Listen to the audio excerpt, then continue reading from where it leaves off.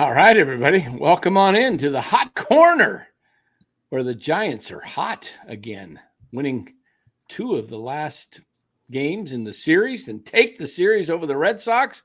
We're going to talk about it here and talk about the team, get your comments. Welcome, guys. What a weekend it's been. The Giants bats showed up in the last Friday night and today. Amazing what a week does. Amazing what a week does. Yeah. I mean, just a whole different feel to the team with an actual star, even though he hasn't really, done a ton. Just his presence in the lineup makes a difference. Absolutely. 100%. Glenn, we talked about it, right? The Giants can't seem to hit. What'd you think today? They busted out the bats today. The ballpark was live. There's no doubt about it. So that helped. Well, I was going to ask you right off the bat, what was I wasn't there, obviously. I'll be there next homestand. What was the weather like? I saw it was sunny on the TV, but was it windy? Because that ballpark looked more like they were playing today in Colorado than they were playing at Oracle in San Francisco. The ball was flying. The ball was always in motion. And I don't want to sound negative. I leave that to Lou. But I got to ask you guys. I mean, it's an awkward situation to be in as a Giant fan right now. If we're dude, some days we're winning these games. I don't know how. We won yesterday, 4 hits, and we won. But how good can this team be if they're playing at 3/4 level now, if they add the proper pieces? Yeah. I mean, think about it. Well, I don't know. And this is something I put this in the description. I want to throw this around. And Lou, I want to hear what you have to say. Are you okay with Casey Schmitt go ahead and locking down second base when Matt Chapman comes back? I think he's deserved it, right? I think he's deserving of having it. I think he earns it. And it really lengthens the lineup, which I think has been a big key. I think the biggest problem that I've seen, I'd say over the last 2 weeks, is 7, 8, 9 has been a disaster. And I think because of that, I blame Melvin a little bit, where the lineup is so inconsistent. No one knows who's batting. It doesn't matter if it's a right-hander or a left-hander. They have so many different lineups. And, now that we have a professional hitter, I don't mind him 2 or 3. I think what helps him is you have Ramos protecting Devers. You have guys protecting each other. And, right. Instead of only having, 5 holes, we now are down to 3, moving him to second. And, to tell you the truth, I don't think Fitzgerald deserves to be in the starting lineup. I agree. Beside bunting, he hasn't come up with a key hit. His fielding hasn't been adequate. So I think he's one of those guys, might be like the 25th or 26th man on the roster. He deserves that, but he doesn't deserve to start. And, I know Dan will talk about it and Glenn more, but, once you get Casey is now showing what Dan has been saying probably for the last year and a half. Give the guy a chance. And he'd be the first to say if Casey was batting 120, hey, guys, it's not going to work out. Maybe we should move on from Casey. But he deserves it. His bats have been solid, and he's really helped the lineup. And, when you get if you notice one thing with Casey coming alive, do you know who also has gotten better? Adames all of a sudden hitting, because Casey's protecting him. Then you have Ramos, who's being protected by Flores, who's protecting Devers. When these guys all go, offense is very consistent. When, you only have one guy doing anything, you can't really hide them, and especially when guys are sort of in a slump. So I think he deserves it. And, just back to your simple question, I think he definitely deserves second. And if he's not playing second, then something's definitely wrong. Don't you guys feel like you need a little more meat on the bone in the bottom of the lineup, though, to be competitive? Yes, they need that. Yeah. Right, Dan? I mean, whether it's right field, I don't know about first, but if you want to go and improve right field, and who knows, Dan, I think you brought this up. Jung Hoo Lee, man. I mean, I don't know what's going on with him. Very weakly it's just if you look, there's no authority in his swing. It's just he just kind of just tries to. His baseball savant is terrible. He's at the bottom of hard hit ball rate, at bat speed. And He doesn't strike out, but the problem is when he puts the ball in play, it's weak. Feathered. It's just soft. Everything's soft. Occasionally he hits the ball hard. But if you notice with Casey, when he hits the ball, it comes off the bat loud. Yeah. And, the one thing that irritated me, the whole thing with the Giants the last couple of years, and look, I don't know half what the Giants people know. Okay. They're professionals at it. But how could I see that Casey Schmitt and Elliot Ramos should have been given a chance 2 years, Ramos 2 years ago, Schmitt. And I said, let these guys play. Let them see what they got. I think they've got talent from what I've gathered and watched. How come I could see it and they can't? And who's the top two hitters on the team right now? Average wise, it's Schmitt and Ramos. And they're the two guys that hit the ball hard. And you know what's weird about that too, Dan? That was was it not Ramos, but Schmitt was a Farhan guy, because that's who we could blame. If there's anyone to blame, he was the one running baseball operations. He's the one that gives the yay or the nay on whether the guy gets a run or not. Right. Yeah. So right. That, I don't get it. I think the best option though is when Chapman comes back, you put Chapman back at third, obviously, Schmitt at second. I do think part of the reason that Casey is playing better at the plate is he is feeling natural. He's playing the game he loves that he played all his life at third base. Okay? Comfort. There's comfort. When you get in that kind of a groove and you're in your wheelhouse, so to speak, everything else just feels comfortable. They moved him around. They put him at shortstop, second base. Then this year they put him at first base. I just think at some point you got to make him say, okay, you're now our everyday second baseman. And just because he felt very comfortable that we had him on in the off season. He said he was learning to play. He was playing second and short, but he was feeling a lot more comfortable at second. He didn't look very comfortable to me at shortstop. I don't think that's his best position. He can do it, but I think second base, he'll be fine. Fitzgerald's done really good at second. No complaints there, but he's not getting his on bat base. He's the DB, the designated bunter. That's about it. Other than that, he can't. You look at the holes you got in this lineup though right now. And let's say even Fitzgerald, well, he's in there now, but Fitzgerald, Bailey, and Lee, that's three. And those are the main three right now. Adames is starting to show some life. But I don't understand what Fitzy's doing. 10 RBIs and we're almost halfway through the season. I know. And 2 home runs. That's it. Yeah. And this guy last year hit 15, right? No. Or was it 18? There was something around there. Yeah. 15 or 18. Hello says Casey's hot, but look, it's only 12 games. Exactly. It's the same thing that you have to look at. And this is why I was trying to get people to look at a body of work, because people would say that he wasn't hitting well. And I said, well, he's only played 10 games. Give him a chance.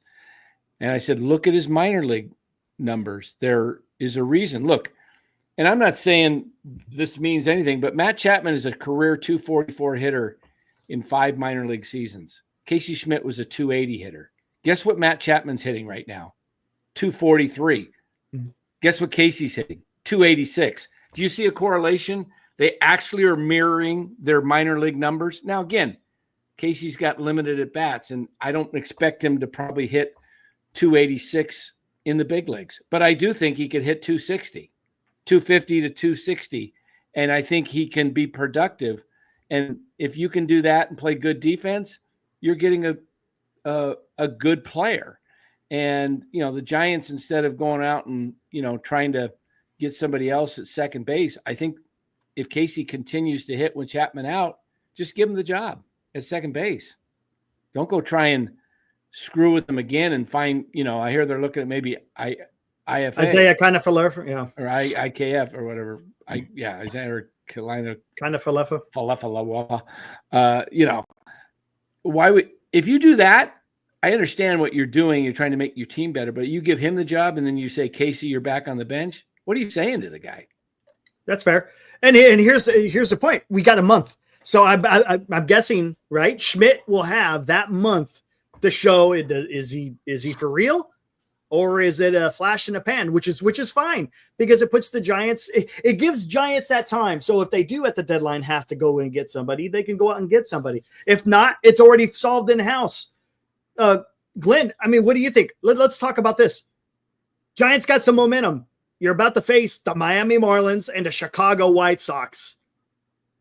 Giants got to make some money here, right? In these next two series. They got to. Absolutely. Here's a club that's got to play above the level of the competition. Something 100%. That I've always said. I have always said that. Why is it we play Colorados of the world, the White Sox, the Marlins, these bottom feeders, we're eking out wins, and hey, maybe we've gotten a lot better. We've moved on from that point, but something I want to touch on going into this next series with Miami. I don't know how you guys feel, but it's always been stuck in my craw, so to speak. Eric and I doing the show this week. We look at the lineup, see if they hit, do a complete recap every night on our show. And Eric, correct me if I'm wrong, Jung Hoo Lee batted leadoff, third, fifth, and sixth in this last week. Why do we continue to screw around with the lineup? You can move a guy on any given day, but any given day, you don't know where they are going to be. Is this an issue to you guys? I don't like it either. I like guys kind of just staying in their spot. I mean, I don't know, Dan, Lou, I don't know if you guys feel the same way, but I just want the guys to know when they're coming into the every day, they know where they're going to be playing, where in the lineup. I'm saying, I don't know. And position, right? And it's possible Lee is being moved around right now for the simple fact that because he's not hitting. So they're trying to find a spot for him where he can have. No, he's batting 252 and he's a slap hitter. I thought he'd do a hell of a lot better, but you know what? You get what you get from that guy. He's a slap hitter. This guy doesn't have power. He's batting 252. 3 weeks ago, 252, we would have been praising him. So I'm not worried about him yet. He's in a nosedive. That's the problem. Because he can pick it up again. I mean, look at the line. Dan mentioned some of those. I had it up on my personal screen here a few minutes ago. I was looking at the batting averages from Yaz on down today: 253, 268, 285 for Ramos, 252, 252, 286. Where was that 3 or 4 weeks ago? So yeah, exactly. It's gone up. Right. I don't see no more hundreds. Bailey still in the hundreds. What do we got for Bailey? Bailey is batting a cool 191. Yeah. Oh, never mind. And Adames just likes to float around that. He's at 208. He likes floating around that. Yeah. If Adames can somehow get up to like 230, that would be, and end up in the 230s, that would be good because that means he's raising his average going forward. But look where he was in the lineup today, guy. I know he's struggling. He was down in the 6th spot. That's where he was yesterday too, right? I mean, do we continue? Yep. Is this what this team is going to be? A team that bats 1 through 5 and then 6, 7, 8, 9, or where you dump the guy? Well, you're not hitting. You can just go to the bottom of the line, and then we're weak there. They don't balance this thing. Well, it will help. I tell you what, this Chapman, and again, I'll say this: you don't know what you got until it's gone, and Matt Chapman has proven that very fact. I mean, really, even though when he wasn't, batting too well, his defense at third was awesome. Now, granted, Schmidt's playing an awesome third base. But, man, there is something – maybe just having him that presence, I guess. I don't know. But the team is definitely different when Matt Chapman's gone. And it's going to be awesome because when he comes back, as long as Schmitt is doing what he's doing, man, and Lou, I think you talked to it, you're lengthening the lineup, man. That's all you can ask is to lengthen that lineup. And it's going to be interesting to see what what Buster Posey does in the trade deadline. Where is he going to go? I think Lou and I have agreed in the past few weeks. I've seen some of your shows too, Lou and Dan. You seem to echo my thoughts that if you've got a weakness in your lineup, say you got Bailey who's not hitting, and you can kind of sneak him between a couple of good hitters, and you know what you get, and you got to move on. But when you have too many holes you're trying to hide in your lineup, I mean, you can't win. You can't sustain it that way. And that's why I think that a lot of times we're losing series or we're eking out wins is because we just don't have that depth. Because you get to number 6, and I'm telling you what, it's slim pickings in our batting lineup. You agree, Lou? I completely agree. That's one of the things me and Dan say every night. It's been different. And, you got to beat consistency. We keep saying, I don't like Yaz as a leadoff hitter. I don't like him as a leadoff hitter. I'd rather bat him maybe where Lee is, maybe 5 or 6, just because he's now actually he's hitting good. It's not like he's striking out. He's actually putting the ball in play. And when he leads off with Yaz, I think probably the last 5 games, I've never seen with 7, 8, 9 so bad. It seemed like Yaz was up every single time with 2 outs or 1 out where he just needs a hit and we score 1 or 2 runs, and he just didn't come through. I don't know, but I do like consistency. One of the things I said, first of all, Eric and Dan, I enjoyed your show earlier, is it was the baseball gods that have created this team. I did that little quote earlier is, they didn't believe in Ramos. Lee goes down. Ramos gets a shot. He has not left the lineup. They didn't believe in Casey. Chapman goes down. They give Chapman goes down. They give Casey. Now you see what we see. So, I know we've been seeing it. The other thing too about Chapman, I'm just a little bit worried about is, the injury when you first thought was a couple weeks. Obviously, it's not. They've been very quiet on it. Right now, we're talking. I didn't think he'd be 4 weeks, right? I didn't think he'd be out maybe until the All-Star break. To me, that is sort of serious because it is in his right hand that he throws. Well, last time I looked, he bats right hand, so that's your top hand on the bat too. So, yeah, you don't know if it's affecting. Again, it might not mean anything, but it's something I think of.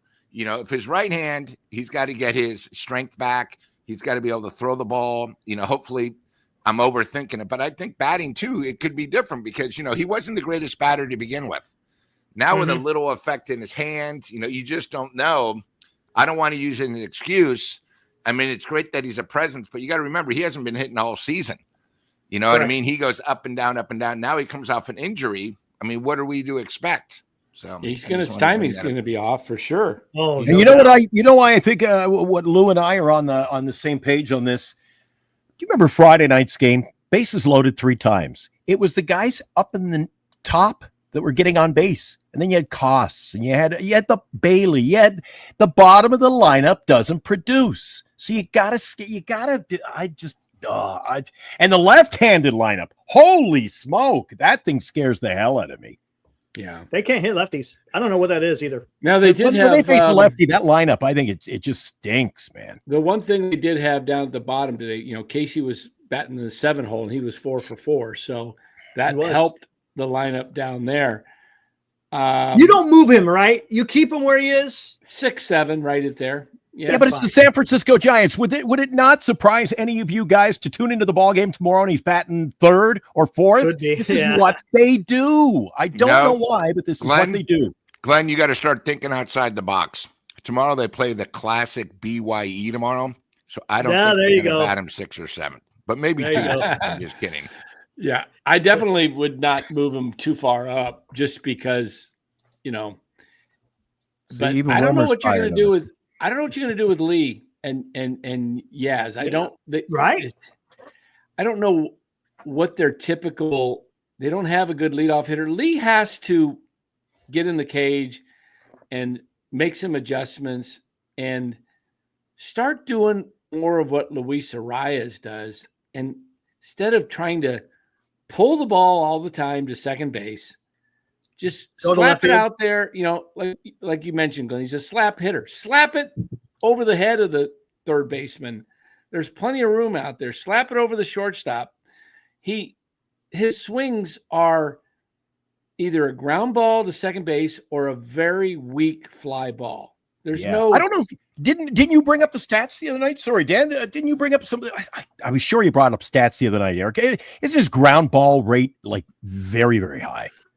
Honestly, I don't know. Yeah, are you bringing it up very high in Korea? That on the show. Yeah, he just seems to be. It's always a ground ball. It's always a ground ball to second base. Now, this series, he popped it up a bunch of times. He wasn't really grounding out to the right. He was just when it went into the air, it was nothing. It was just a can of corn, man. There's nothing behind it. Interesting take here by NorCal Sports Talk Live. He already talking about Chapman. He already gets a wild hair up his nose sometimes with his throws. Now he probably has a bunch of micro tears in his ligaments that will need a full winter to heal. Yeah, we'll see. We'll see if he comes back at 100%, because the fact that this has been, kept kind of quiet, and they are saying he's getting closer to some baseball activities.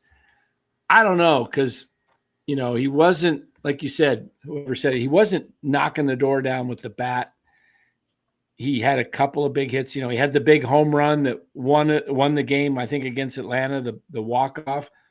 And he was getting on a heater before he got hurt. Yeah, that was the biggest hit of the year for him. And then, but he's had a lot of opportunities where he hasn't performed well with runners in scoring position. We'll see. Hopefully they wait until he's fully healthy and don't rush him back. And I got a feeling he may not come back until right after the All-Star break. That's just my personal thinking. And we'll see how this goes, though. And he's not really a guy who drives in runs, is he? Because I have said, and you guys don't have to agree with me, but I've always said he's a prototypical leadoff hitter. So you're not driving him in. At least put him in leadoff and let him try to slap that ball and get on base. Yeah. And with a 256 average, I can live with that leading bat, the leadoff position. But where a guy like Lee, where else do you really put him in the lineup? If he ain't batting leadoff, in my opinion, then he's your number 8 or 9 guy. He can't be batting 3rd, 4th, 5th, 6th. Yeah, and I mean, he started the season when he was batting 3rd. He was batting 3rd, but I think me and Dan saw a stat the other night when we did a show, 179 in the last 4 weeks. In the last when we did the show Friday, Lou, I brought up the stat. I don't have my phone with me. I got him on my phone. It was like 179 he was batting. In the last 6 days up to the Boston series, he was batting 111. That's horrible. Yeah, but it's that bad. Okay, I was giving him the benefit of the doubt. So, let me ask you guys this. Because the last time we were on, the big news broke about the trade for Devers. Now we've got a chance to see him. Lou, what do you make of what you saw of Rafi Devers so far? I think he's the best professional hitter we've had since probably Bonds. He is the way he works the pitches. And again, you got to remember, this was a huge series for him, even though he won't admit it. New team, new everything. I think Dan brought this up last night. Once he goes on the road, you'll see the true Devers. But, he makes this team probably worth an extra half to a run a game. He's a professional hitter. If you guys saw, I'd say probably 85% of his at-bats are pitches literally like maybe 2 inches off the plate, and he goes the other way. He's using the gaps to his advantage, where what a lot of times all we ever do is these guys they try to hit home runs, and the ball, doesn't even get to the warning track. We're not playing up at the A Stadium where the ball flies. Or they pop it up. Yeah, and he hits at all opposite fields, and he's a tough guy to actually strike out. He hits the ball wherever it's pitched, which is great. And I think if the Giants, if anything can happen, is maybe some of these other players can take advice, instead of pulling the ball, going the opposite way. I think a lot of times when we play against lefties that throw the soft stuff, we try to kill it. We try to hit it to left. Not many people go the opposite way. And he's a prime example of what a professional hitter is. I know some guys in the chat, oh my God, we gave up on Harrison. I've been saying, I thought Harrison, I think he's a bust. The guy for 2 years. I think the problem is we all expect he's going to be like Bumgarner. I think he's going to have a horrible and a tough time in Boston. I'm hoping I'm wrong. Hopefully he has success, but I never saw him of that stature of, our other youth pitchers.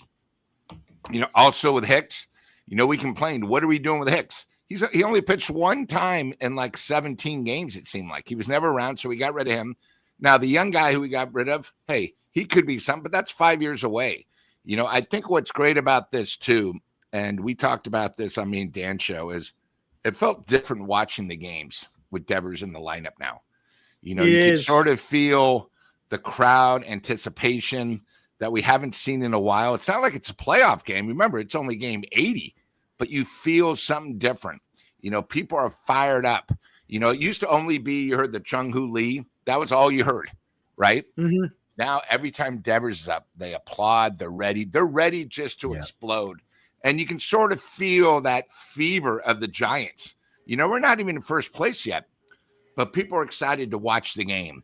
People at the game are going crazy. It's a regular season game against Boston. If it wasn't for the trade, it would still be just on a scale of 1 to 10, like a 4. But these are like 9, 9.5. And I think one of the things I'm really super excited about is once we come back from the current road trip, we come back for Philly, who's, one of the best teams, and then the Dodgers. And before this trade, I was always worried the Dodgers coming, they're going to take over the stadium. Now the Giants fans are taking over the stadium no matter who comes in. And I think that's the biggest thing. And I think the players feel it. And, hopefully, during the week, like, when Miami plays Tuesday, Wednesday, and Thursday, the place is packed. The Giants deserve it. And I think, it goes to Buster and some of the moves, but we're not done yet. Let's just put it that way. You know what I felt today? And you guys can piggyback off it if you want. I just felt that Ramos gets a better at bat with him just ahead of him. He's going to get more opportunity. This guy's going to set the table. He's going to kind of protect, if you will, use that word, protect Ramos in the lineup, batting third. I think this is just, he's ideal. Lou, you hit the nail on the head. And I also think that Ramos is going to become a better hitter as a result of having him in the lineup. And I'm going to tell you something right now. Lou, you saw it on Tuesday. When you see him swing in person, it's a beautiful thing, man. It's you watch the other Giants take their hacks, and then you watch Devers. I shouldn't say that because he's a Giant now, but you see him take his hacks, and it's just different, man. It's not about the sound. It's the way he swings. And with that weird setup that he has, you wouldn't think that he's going to be able to get a good swing. Man, it is something to behold. Lou, I don't know if you were able to key in on that when you saw him on Tuesday. It's awesome. And I'm telling you right now, I'm still in shock that we got freaking Rafael Devers in the lineup. When every time he comes up, I'm like, is this real? It's like you pinching yourself. He's a damn giant. Dude, it's awesome. Yeah, and one thing I'll just say about the trade, and then I'll let Dan talk. I'm sorry, but Dan brought up a great point. We criticize the Giants management, the ownership. Yeah. The trade only went through because we said we would take the money. Yep. Okay, so this is the one time where the ownership said, you know what? We have a chance. It's only 8 years. It's only 250. It's not our money. Let's do it. And there were other teams that were in contention to get him, the rumors, but the Giants got him now. Now we have a major establishment hitter for 8 years. When you think about it, we have him. We have Ramos now, once we extend him for probably 6 years. We have two guys, and I'm not counting Chapman or Adames. Hopefully they pick up, but we have two guys that really you can build a team around. And last but not least, Devers is only 28.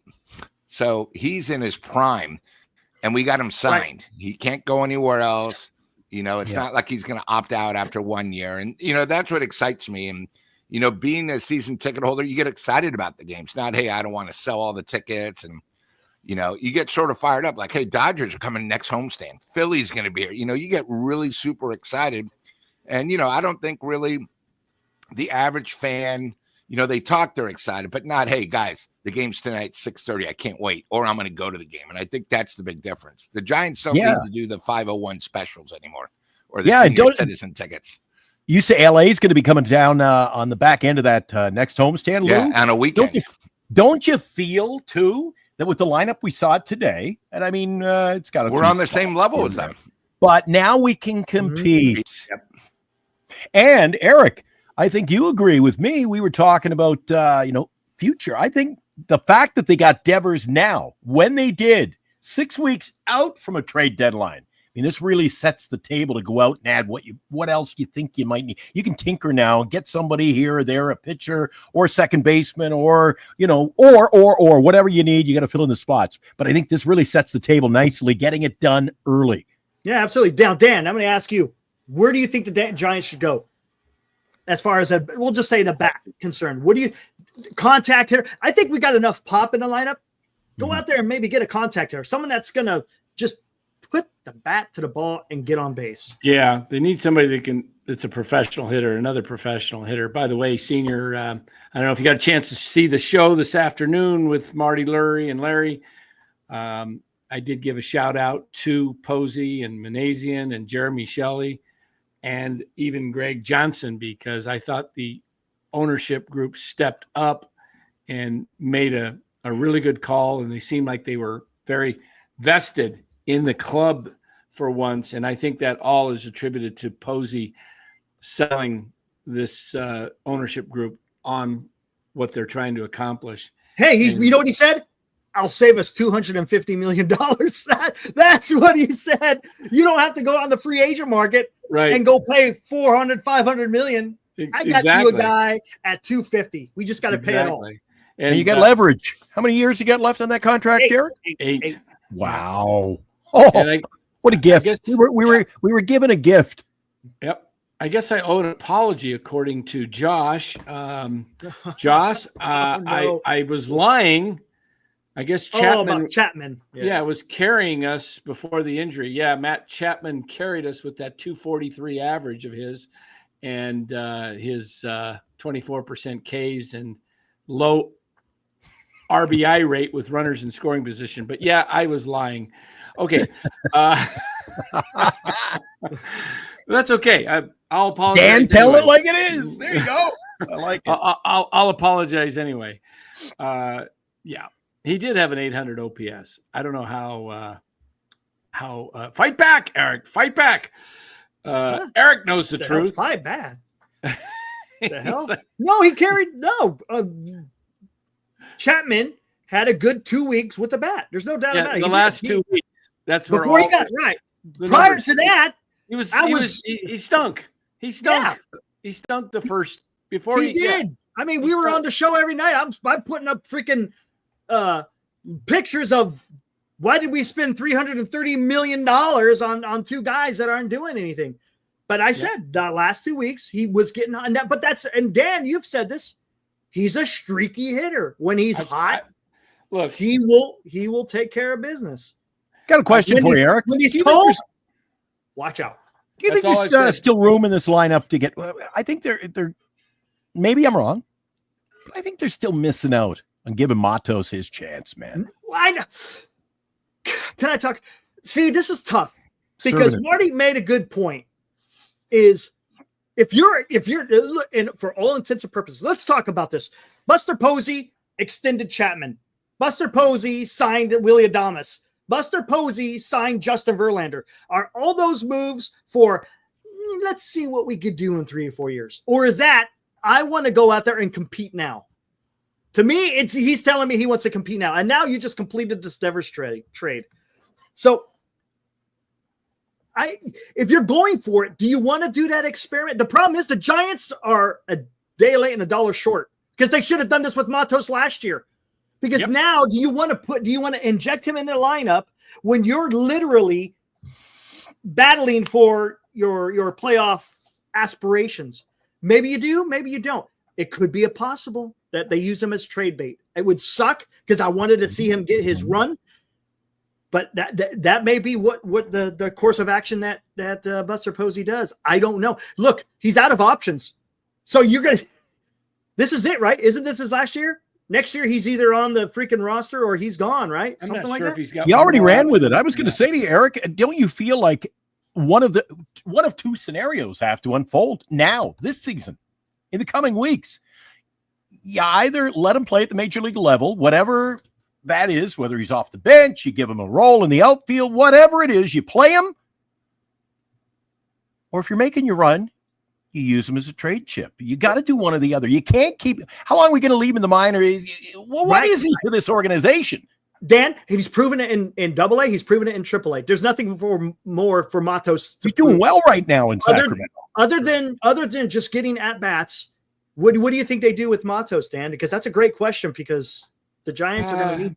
I got a feeling that he's going to be one of two things. He's either going to be a big part of the club playing daily, or he's going to get traded. I don't think they're going. You're really going out on a limb there, Dan. Well, I don't think they're going to just stick him around and keep him as a fourth outfielder. So what do you think? Which side of the coin are you on, though? What do you think? How do you feel?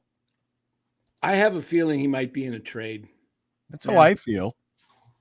I think a team would be like that Boston trade. I would have been saying I want Matos in that deal, because really Boston took nothing from us.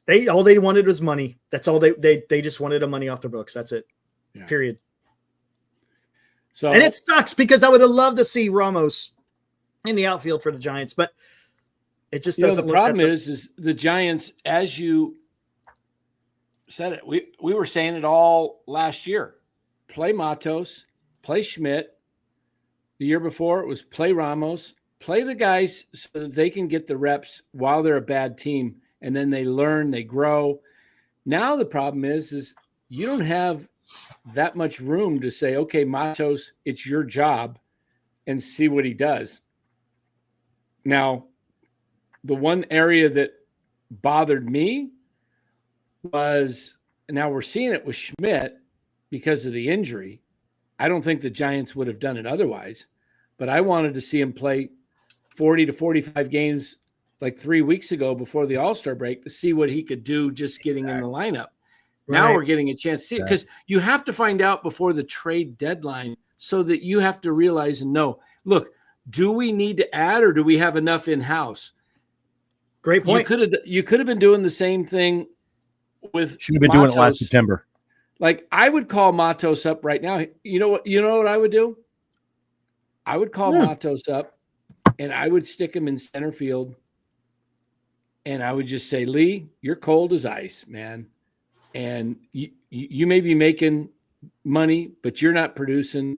You're sitting for a few days, and see if we can jumpstart you. But and you put a little pressure on him too. Exactly. Yeah. And let's see, and start playing Matos daily. And then when Lee comes in, give Yaz a break and let Matos play. Let's see what Matos can do for 3 weeks. You might have yourself a player that you say, wow, this guy every day in the lineup, he's doing what Ramos did. He's doing what Schmidt's doing. Maybe we should play this guy. Or you go, you know what? He's just not it. He doesn't have it. We need to go outside the organization and make a trade. But are you really sacrificing a ton if you play Matos daily and you play him and you kind of move Yaz and Lee around just a little bit, give those guys a break? Are you losing that much? Not much. I don't think so. As much as I hate to see guys, I said earlier, I like to see a guy who knows his position on the field, but I think you're right, Dan. I don't think there's a reason why he couldn't play every day, but rotate him. You give Ramos a day off, you give Lee a day off, you stick him over and write 2 games during the week. All of a sudden, it's a prime example of. Now, you remember last year, early in the season, kind of disappointing when Lee went down. It opened the door for a guy named Ramos. And this year, now all of a sudden you're getting Casey Schmitt at bats, and we're really getting a chance to see what he does. So maybe that's the thing. You got to give Matos. I think, Eric, you have said it before. Give him his at bats. Let him string it out. Don't screw around. We gave him 2 days and we're going to send him back. That doesn't work. Nope, it doesn't work. No. Give the guy. What you do is you just say, you're going to be in the lineup every day. You may be in right, left, center, but you're going to be in the lineup and you're going to be batting 5th, 6th, or maybe 2nd. I don't know where you put him, but you put him somewhere. You don't lead him off. We saw that work. Don't lead him off. That was so stupid. Another prime example of you can't be screwing around with the lineup like that. Jim Thurkel says, who do you send down to bring up Matos? Well, you got a guy by the name of Johnson. Koss. I thought Johnson would do that. Is Koss still on the team? Koss is still on the team. Yeah, Johnson. Johnson would be your guy. You wouldn't need him on the. Yeah. So you just go ahead and give Matos. Look, and really, guys, Dan, sorry, but don't you think that if you got Johnson and you've got Matos, now who do you think is the better option there? Am I wrong? Matos has the more upside. Okay, correct. Matos has way more upside than Johnson and Yaz, but he hasn't been given an opportunity. I understand why Yaz plays. He's a consistent player. He doesn't do anything like, he's not like all world, but he's not horrible. He's serviceable. He plays excellent right field.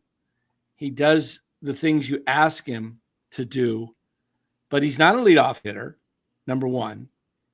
And I don't think he has to play every day. I think what Matos is down because he has to play every day. And the Giants finally realized they were not doing him any good service at all by not playing him. So my hope is that Buster Posey is thinking, go get your regular bats, get your rhythm, get hot, and we'll bring you back up, and then we'll put you back in. And here's the thing, guys. We have what are we, June 21st today? Is it the 21st or 2nd? 22nd. Mm-hmm. You've got a little over a month before the trade deadline. So you got over 30 games roughly. Why not see what Matos can do? Again, are you losing that much if he plays 30 straight games and Lee and Yaz split the other 30? I mean, seriously, it's not like you're benching one or the other, but you're playing with the hot hand. And if Matos just doesn't cut it, then you cut bait. Right. You got a month to do this. You got a month to get this done. And I think they need to do that. Now, here's a question. Listen, Eric, sorry, but you can't, if you want to close out on Matos, it can't be easy for him either. Dan's right. If you're going to give him his shot, plan ahead, know he's going to play these certain games, stick with it. Don't deviate. Stick with it and give him, because it can't be easy. We talk about him, well, he comes up, he plays a couple of games, gets sent down. Well, that's one thing. But it's the fact you don't think there's pressure on the guy. He gets in there. He knows, geez, I can't have a 1-for-4 day here. And Dan, I brought this up on the show. I look back at some stats, and Eric had a good chuckle, but it's true. Matos especially, but most of the Giants players who usually ride this shuttle, it's after they have Matos hits a home run, and the next day he's out, dispatched to AAA. It's when the guy produces, they shuttle him out. And I cannot wrap my head around that fact. Can you, Eric? No, I can't. I don't understand why they made that move. It's almost like you got to go, geez, don't have a good day today, buddy. Don't have a good day. Maybe they had already talked to him. It looks like Buster Posey's pretty good at communicating. So maybe he had already let him know, even though if he does well, that, hey, this is what we're going to do. Even when they win, it's a frustrating element to be in. But I tell you what, let me ask you guys this. Who has a better chance of finishing out the season, Verlander or Roop? Who has a better chance? Right? Who has a better chance of finishing out the season, Verlander or Roop? I would say maybe Roop. If for no other reason, at least he's younger. He's got an arm that might last longer. Right. What say you, Lou? Verlander or Roop? Neither. I don't think Verlander is going to be with us the whole year. I think he might be a trade bait. Somebody, beside us that needs that veteran pitcher. And Roop, I don't know. It's, I've always been more of a Birdsong fan. So yeah, same here. It's one of those things where, it really depends if the curveball is going. I don't remember Roop playing last year. I just remember him this spring training where he sort of made a thing. At least Birdsong has gone through a whole year, and they're young, so it's hard to see. Say September, a big game. I don't think either one is going to be there. That's just we're in June. Verlander. Remember, we're in June, and I know he's hurt for a little while. I'm not going to make excuses for that. And he just became a dad again. Well, here we go. He hasn't won a game this year. Someone answer me this question. Why did they throw him back in rotation after being out for a month, no rehab, put him in a game against the Dodgers, and then he goes on paternity right after? What was that all about? Come on. I don't think you can plan when the baby's going to be born, but the idea of him, he's a veteran. He pitched on the side. He was doing some simulated stuff. So they didn't really want to waste his time to send him down. But I'll say this with Verlander. I think it goes one way or the other with the baby. I think he comes back and either is a new person and has pitches with, I don't know, is this his first kid, him and Upton, or have they had more? I have no idea. Second or I don't third, keep up on, if I remember. Second, third? Okay. Yeah. Anyway, it's another child. It could ignite him, or it could make him say, you know what, things aren't going well. I'm just going to hang things up, man. I got a family now. I don't know. My guess is he's going to stick to it. He's a professional. He's going to really try to help contribute to the team. What you need from Verlander is 5 innings and where he gives up 2 runs or less. And if he can give you that and get you the 5 innings, he helps extend these younger guys. If he's not in the lineup, I was thinking more. He seems everybody, isn't it these guys that are what I call our fringe pitchers? What is it about the 5th inning with this team? 5th inning seems to be a bad inning. Beginning of the 3rd time around or second. I personally think, you only have him this year. He's making $15 million. I could see a team like Tampa Bay calling us up saying, hey, and this is where with Farhan, we would never thought of it. But you know what? You give him a chance. Tampa Bay's competing with the Yankees. That could be their missing thing. Tampa Bay's got probably a lot of guys in the youth. You give them up, you save money, and maybe you can get one prospect. Because you got to start thinking. Remember, we're always saying you got to start thinking of next year too, and all that. It's just one of those things. Give Verlander, an opportunity. But Eric, I said the same thing with Dan the other day. I didn't like him coming back, and you could see about the 3rd inning he was already tired. But I think too many times him being a veteran, he probably went, "Hey, I don't need it." But I think everyone should at least come back. Like, with Chapman coming back, I don't want him coming right back to the team. No, he needs I'd move him because remember, we brought him in. And unless the organization truly thought that this guy was going to come in and he was going to be, dominant. Oh, he's going to win 12, 15 games. Remember, I think they signed him to be the stopgap moving forward. I don't think anybody in the organization predicted we'd be in a position we are right now. Yeah, no wins. With a Verlander in our rotation. So I said, move off. Get us. Eric's been pushing. Get us. We want pitching at the trade deadline. Right, Eric? Yeah, I want to get another starting pitcher, man. I do. I just, because if they're going for it and if you're going after Devers, knowing that you have a weakness in the lineup, well, you know what? You got 2 young pitchers and you got a 42-year-old. Are they going to be able to go to distance, right? And that would absolutely be malpractice. Is if you get to the playoffs, but then you just don't have the freaking horses to get through the damn playoffs. Yeah, we've talked about that countless times. Yeah, they're definitely going to add another pitcher. I've been saying this for a while. That's the one area that after they got Devers, like you got to get another pitcher.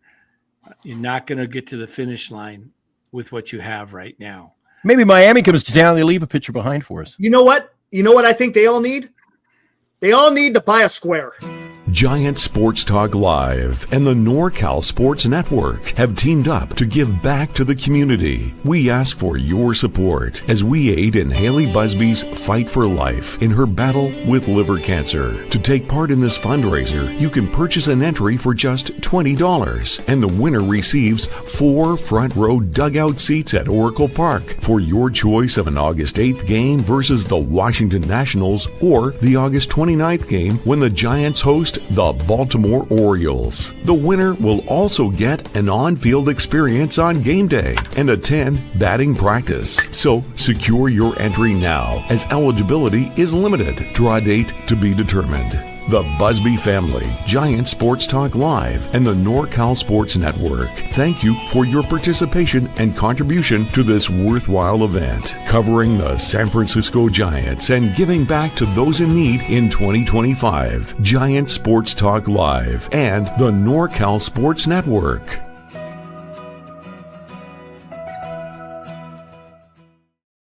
And no truer word spoken. Eligibility limited. We're moving those squares, guys. Yes, there's only about 20 something left, and they're going fast, especially now that you got Devers. Matter of fact, I think I got to update that damn movie because I had Adamas and Jung Hoo Lee. I think I need to add Rafi to the picture there. Yeah, I don't understand why these squares are not sold out. This is not the 2023 and 2024 San Francisco Giants. No, it's not, man. I tell you. You got the list, Eric? What numbers are still available? There we go. Early August or at the end of August. Imagine the 29th of August, 1 month to go in the season in a pennant race, and you're sitting there in the front row. I know. Front row right there next to Rafi. You could have a chat with Rafi. For $20, you got a shot. $20. That is it. And you're donating $20 to a cause. It's not like you're trying to, I didn't win. Shoot. That sucks. I threw $20 away I didn't even get the tickets. No, you're helping somebody in need. Yes, correct. Absolutely. And that's the most important, right? Is we're helping someone in need. I don't understand why anybody who's a Giants fan and would love to get an opportunity to go to the game wouldn't take a shot at it. I mean, if you don't have the money, I get it. Right. You know? And Eric, I think there's been a couple of times in our show, I'm sure, or maybe it was the hot corner for that matter. I think it shows real class. Just what you're saying, Dan. We've had a few times where people come in and go, "I'll just donate $50 or I'll donate $100," and they don't even want a square because it's the right thing to do. Yeah, exactly. I bought 5, but I'm not. If I win, we'll just spin again. I'm not gonna. Right. Exactly. So yeah, guys. Go ahead and if I win, I want to sit next to Wilmer. I want to sit next to Wilmer. If I win, Eric, you got $20 laying around. Donate to a worthwhile cause. I got the QR code, so if you guys need the QR codes for either Venmo or Zelle, let me know. I'll throw them up. And then if you don't have a number that you want to pick, we'll just throw you in there somewhere. Eric, put me down for 38, 43, 52, and 69, and I'll take my other 4. I'll have Bernice send you the money. I think 38's already been taken, hasn't it? Pretty sure. Hold on. Nope, it hasn't yet. You're good. Nope. So I'll take 38, 43, 52, 69. Yeah, I haven't. Just text me that. Put that number up again. Here we go. The numbers? Yep, there we go. I can put it 16 takes a whole different meaning on besides Joe Montana now, doesn't it? It does. Philip C., man. Look at that. It does. It's not associated with Joe Montana no more. Yeah, absolutely. Giants, it's Rafi Devers. Yeah, exactly. And it looks like the Giants lineup. The bottom's a little thin there, guys. Come on. No one likes to pick the 90s. Nobody likes the 80s or 90s. Maybe I should. I see a comment in here. Somebody addressing Cody. Is Cody in the house? I didn't see any of his comments. I didn't see Cody. Somebody made a comment. Cody, step up, Cody. He might be watching. Somebody made a comment. There he is. Hey, what's up, Cody?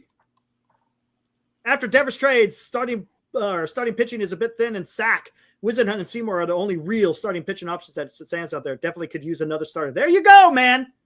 Woo! I'd like to bring Wisenhunt, guys, especially against teams like Miami and Chicago. Bring him up, give him a start. See? Give him a start. I don't know if I want to do that, man. Well, I don't know if I want to do that. I'd rather go out there and just trade for one. Because what if he comes up and he stinks against the Miami Marlins or the Chicago White Sox? And then where's his trade value? I don't know. Does it tank? I don't know. I'd rather keep him in the minor leagues. And then if you got to shop him, I don't want to.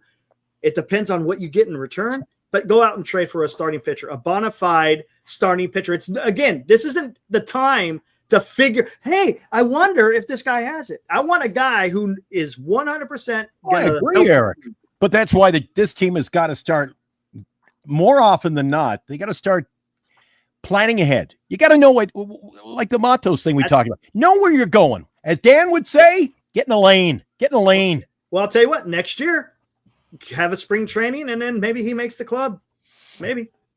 Hey, if those this team never seems to. They always seem to leave spring training, and you don't go to spring training in this organization to win a job. Depends. Hey, we don't know. For some of you guys out there who love to watch Cody stuff, We'll be joining NorCal Sports Network Wednesday night after Giants Marlins. Nice. 9:15, 9:30, whatever after the last pitch. That's Wednesday night. We'll get a breakdown from the minor leagues, and you'll hear from the man himself, even your dynasty, Cody. Good stuff. Follow him on Twitter, by the way, guys. He's a great follow on Twitter. He certainly got a handle on our minor league systems. 100%. Yeah, he's all over that, man. Awesome. Guys, you will not be disappointed. Go follow him. Good show. Even you know, else got a good show. I want to give him a little plug here. I did the other night. The other new show, Eric, Glenn Kuiper's show. I really enjoyed that. Yeah, Glenn's awesome, man. And he's set the table now. He's got Mike Krukow as his sidekick or co-host. And Mike Krukow tells the dude, he should have a series of books with his stories. He could write a book. I'm surprised he hasn't, to be honest with you. Tremendous storyteller. Yeah, it's it's fun when you get a chance to. I'm sure a lot of you guys do this, but you listen to different broadcasts. I watch different games throughout the day, and I was watching Detroit play Tampa this morning, and they were talking about the pitcher. I think it was ex-pitcher. I can't remember his name. Dan Dinkler or something maybe, or he was telling about his dreams and that he still has this reoccurring dream that he's hearing the national anthem being played. He's playing for Sparky Anderson, and he's in the clubhouse, and he can't find his pants, and he's getting dressed, and all of a sudden the anthem plays, and it's over, and he has to see Sparky go, that finger pointing at him. He's like, he missed his start. He has this dream today, he says, as a play. That's it's kind weird. of funny. You have certain dreams. I still have dreams about Little League and baseball at times of doing certain things. And it's like, I haven't had one for a long time, but I remember used to have specific same dream over and over again. But you hear different broadcasts and you hear the stories. You're reminding me what you're talking about, Krukow.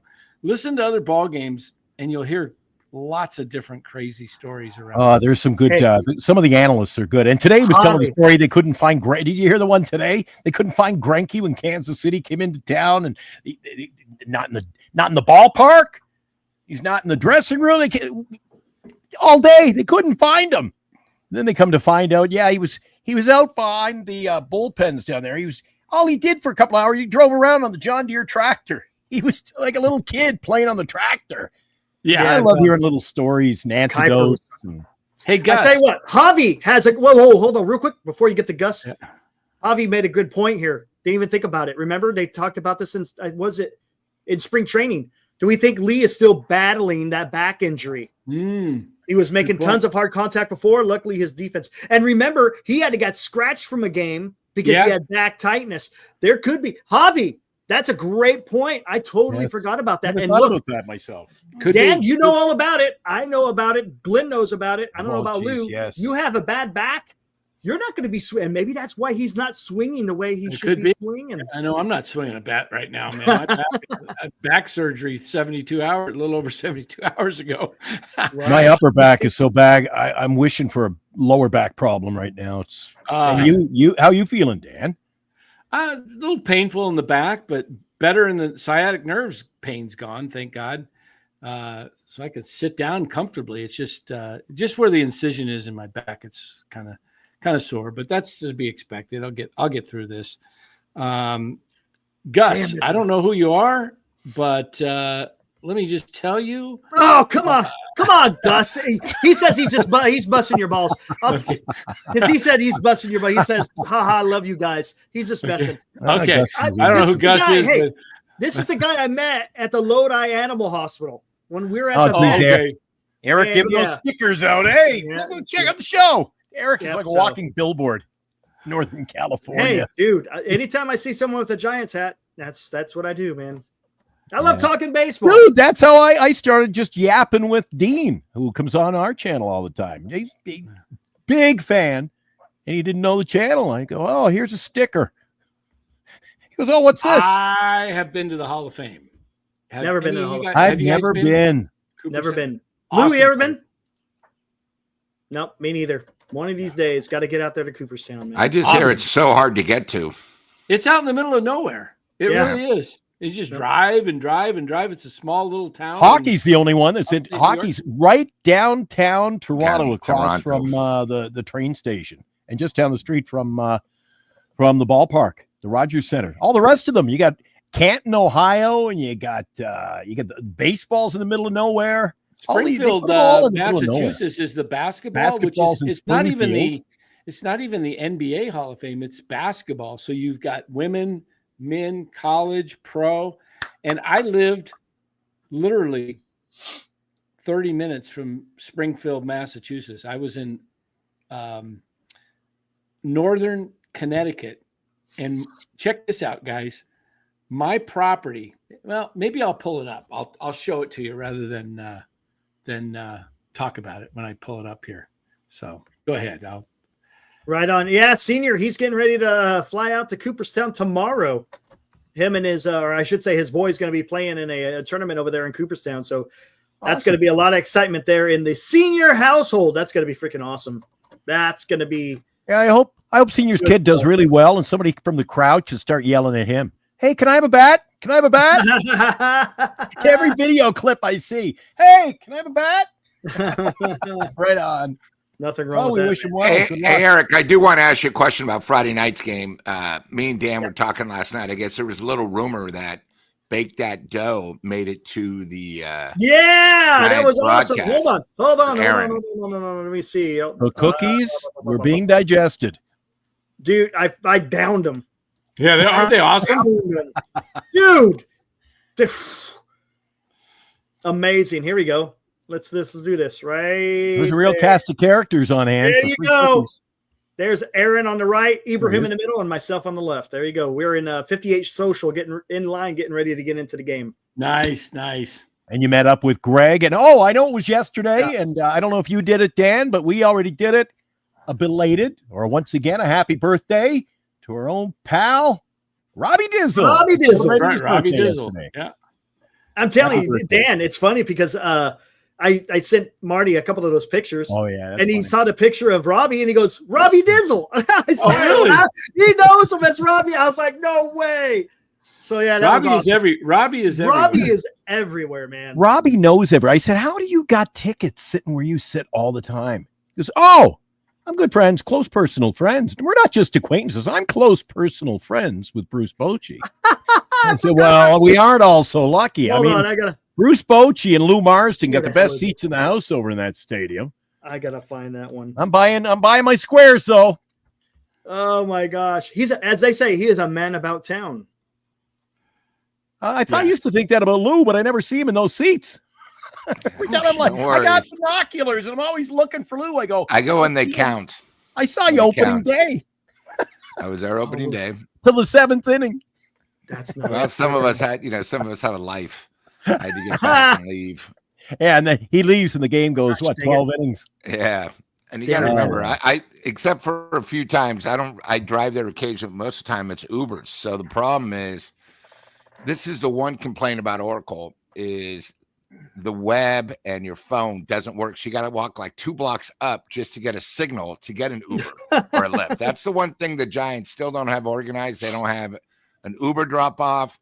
They don't have a taxi drop off. It's been 5 years. They're a little behind the times considering, we are sort of the Mecca and we're close to Silicon Valley. It's just amazing. Like your phone does not work. And then you walk 2 blocks up 4th and all of a sudden you get reception and you can get an Uber. So, yeah. Hey, Lou. Yeah. I don't know if you wanted to do this, but I saw in the chat, your chat earlier in the group, our personal group chat, speaking of the squares, I guess a lot of people have been involved. A lot of people are raising funds and doing their thing, so to speak. Do you want to give them a plug? Sure. Well, I actually sent it to Eric, but I found out today from Stevie O that Carson City celebrated the 30th Taste of the Town. And the sheriff and the firefighter department set up booths, and all the proceeds went to Haley Bugsby, who, of course, we're doing our squares for. Right, so, absolutely. That's so freaking awesome, man. I think that's pretty awesome. And then, I think there's also, I've told you before, we had Kennedy on, but her aunt, Megan, is the GM of a golf course up there. They're doing fundraisers left and right. So almost like the whole city is behind. That's Haley, great. And I'm going to be in Reno. Yeah, you said you're going up there, right? Yeah, in July. And, what we might do is maybe, I'll talk to Eric off the air. And right. I'm gonna have a chance to see if I can meet her, or maybe I can come back, take a photo, and show everyone. First of all, this girl's real, and hand the money to her, and just tell her, hey, we only wish you the best. And when she gets better, she's always welcome to come to a game. I've told Kennedy, hey, if Haley can make it, and we have the tickets, let me know, and we'll make a nice setup. We'll get her on the field. We'll see that. We'll let the Giants know where the Giants can maybe do something nice to her. Everyone's trying. So guys, get the squares, and you guys don't know. I mean, this could be the game. The Giants are out one game and the place is rocking on a Friday night. And, all of a sudden, boom, who knows what you can see. You go to a Friday night Giant game now, it's really, Giants baseball. You just don't know what you're going to see.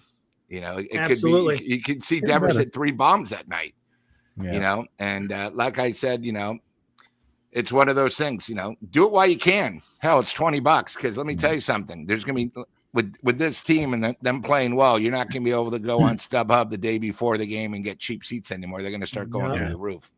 Well, thanks, Lou. I just thought that, you know what? Everybody does their part like that. They deserve their plug. So absolutely. Yeah, no, I appreciate that. Yeah, I just found out about it. So thank you, Stevie O. Awesome. And here, go ahead. I was going to show you this was the highlight on Friday night. Look at that. Who would have thought Law himself was working? He's been lying to us. He doesn't work at Great America. He's a security guard at freaking Oracle Park, man. Oh, I thought you were going to say he works at Bank of America. Give him a plug. The Bank of America. Come on, man. Look, he's got the Giants helmet on. He's got the jacket. Since we're talking about Giants, and people on the field, do we have the worst ball dudes in Major League Baseball? That guy made 7 errors today, the lefty, the old guy. The dude on left field, he missed every ball. Everyone. It was a joke. And then he didn't even go get it. He bailed. He starts running, and then he just stopped. And you know what I realized? The left field ball dude actually has a job to do. When a bullpen guy comes in, he runs out to where the gate is, grabs the clothes of the reliever, the jacket, and takes it back to the damn dugout. But some of them are so old. How dude, long do we got? Nice. We got a pitch clock for a reason, Eric. You know what? I think it's time to get, let's get some like the Dodgers. They get the young girls with the nice young girls or the Padres, badass. And the problem is, do you know how hard it is to be a ball dude in San Francisco? It's all through auctions and through the Giants. Not like, I've asked them 3 times, hey, can I use as a fundraiser? No, sorry, we're already all sold out for the whole year. It's like, what? Somebody's going to get killed out there with these guys. They're just, a lefty, a guy who's maybe 85 years old. Eric. Did you see it? A few days ago, a liner went down the right field line, and it just went. The guy tried to glove it and missed it. Luckily, it went to the freaking left. These guys, come on. I mean, I could probably still go out there and pick it, but I'm not going to do it at this age now. I'm not going to embarrass myself. I might just trip, and I'm not going to do it. And it looks like these wooden stools came from the Dollar Tree. They put them on these tiny little stools out there. Yeah. My goodness, yeah. And one of them, they're going to grab fair ball soon too, when it's they jump at it. Oh, I know, right? But I was going to show you guys this because I was talking about Connecticut somehow in the Springfield when I used to live real close to Springfield. I lived in northern Connecticut. Check this out. This was my house, and that's sitting in Connecticut. Behind me is you can't quite see maybe you can. It's kind of faded. There's a white picket fence in the back that's horse property, and that is actual Massachusetts. So this was where the actual house sat. See the state line running there, and see the red dot. See the red dot. There you go, right on the that is my house was right there, and all this land behind me was horse property. Had a barn, was in Massachusetts. So That's cool. when I was, I had my kids back there, I would play ball and I'd pretend I was the announcer. And I'd say, Nice. that ball's hit the deep left field. Way back. It is into Massachusetts for a home run. There you go. Nice. State lines. Perfect. That's perfect. Jeez, you could have got a better picture for it. It looked like they filmed Jeepers Creepers there. Well, or it's something. kind of a dark picture. There. It's gloomy. It's gloomy. Google. Pulled it It's up. on Google. the web. I don't know. If And, there's and any did you of sell that the property? There's a big sign up on the property there. It says Google. No, that's Google. That's I who know. took the picture. Yeah.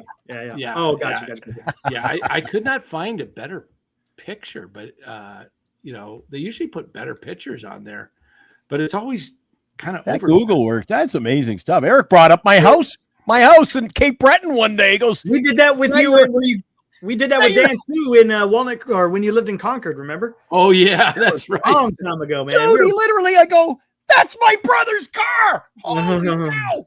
Oh, I couldn't believe how, dude, Kind of big scary. brother's watching. Kind of scary. Yeah. Yeah, it's pretty scary what you can find on the web. I go, that's he goes, is this your house? I go, holy shit. Not bad for a first try, Eric. You nailed it. How about that? Yeah, it was pretty cool. Find you. Oh, here we go. We got the polar opposites. We got Rothberg and Joe Boyd in the freaking chat. Oh Jesus! We made it an hour and 7 minutes before Chardall's name coming up. I thought we were doing good. Holy cow! I said I gave Robert Rothberg his props the other day. Yep. Win or lose. When they lose, he's still there. See, look at this. There Joe he is. Boyd, if the Giants win the World Series, how could you evaluate Melvin? Joe Boyd, the Giants aren't winning the World Series. Oh man, these guys. I got $5 on it that says they do. As I did it as a joke. Paying like $4,000. You did.